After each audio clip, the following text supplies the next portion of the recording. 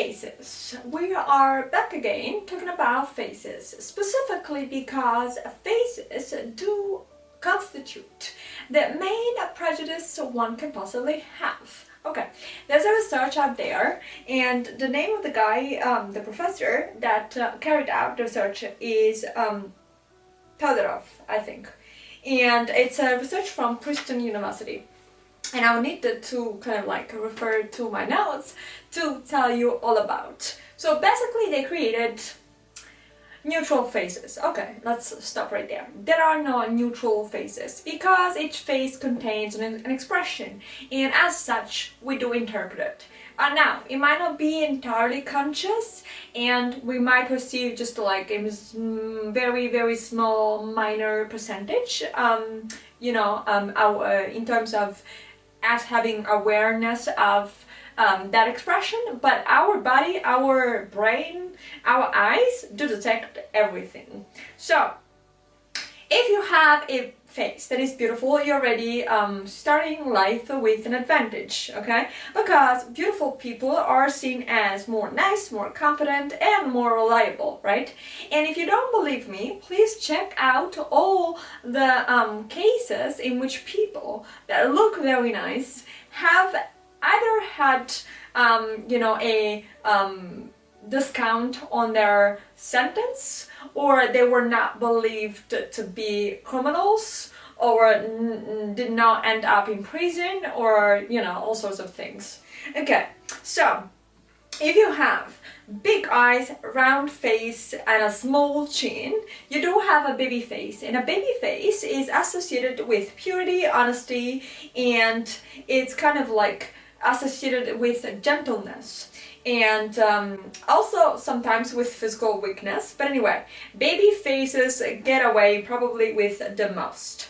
Also, those people are associated, however, with more extroversion and less competency, okay? Because your baby face, right? So in order to compensate, you might need to grow up a beard, or put more makeup so you get older, or like looking older. Anyway, something along those lines. Then, if you have more feminine traits, you are perceived, this is sexist, I know, you're perceived as more submissive, full of fear, friendly, cooperative, and happy.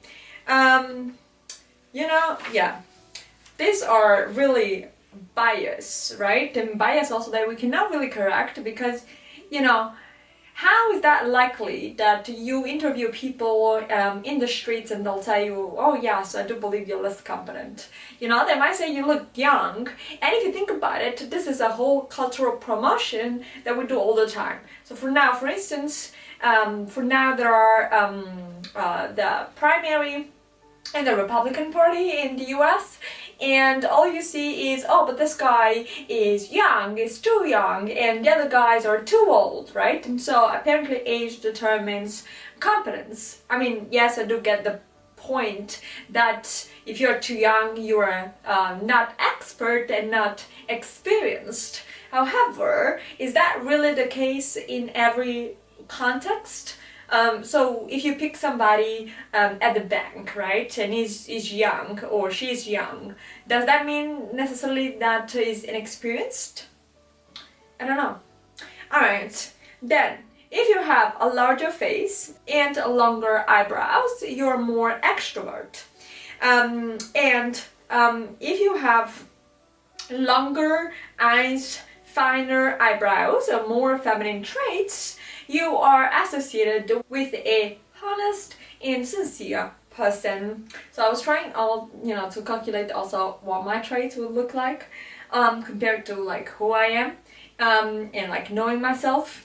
I think this is a very good research because it is also very much substantiated by other research that has proven and corroborated the idea that facial traits carry within themselves and in the perception of the beholder a profound bias.